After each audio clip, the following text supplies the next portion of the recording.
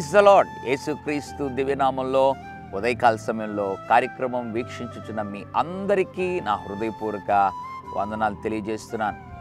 జీవితంలో సమస్యల వలన, ఇరుకు ఇబ్బందుల వలన ఓర్పు నశించిపోయి ఏమైపోతుందో ఏమో జీవితం అని నీ జీవితంలో భయపడుతున్నావా?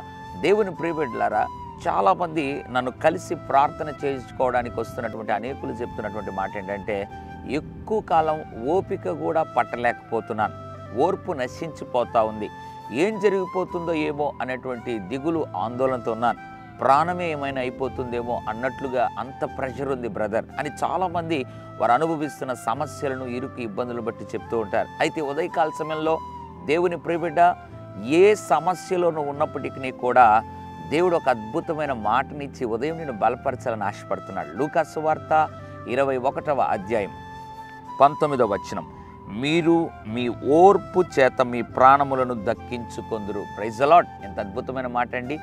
ఓర్పు చేత అంట ప్రాణములను దక్కించుకొందురు. దేవుని బిడ్డ, ఓర్పు నీ జీవితంలో ఎప్పుడైతే నిత్యము కలిగి ఉంటావో, నీ ప్రాణం మాత్రమే కాదు, నీ జీవితంలో ప్రాణమును నీకు దక్కింపజేసిన దేవుడు అన్ని విధాలుగా కూడా మేలు చేస్తాడు. కాబట్టి ఓర్పు నశించిపోకుండా ఓపిక పట్టు.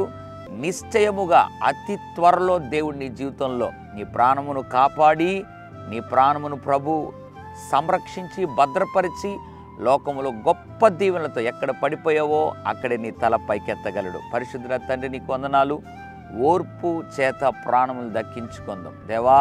ఉదయకాల సమయంలో సమస్యలు బట్టి ఎవరైతే ఓర్పు చెడి నశించిపోయిందో వారిని ఉద్దేశించి మాట్లాడినందుకు వందనాలు. నిశ్చయముగా వారికి ఒక అద్భుతం జరిగించమని, ఓర్పు నశించకుండా కాపాడమని యేసు నామములో ప్రార్థిస్తున్నాం తండ్రి. Amen, amen. God bless you.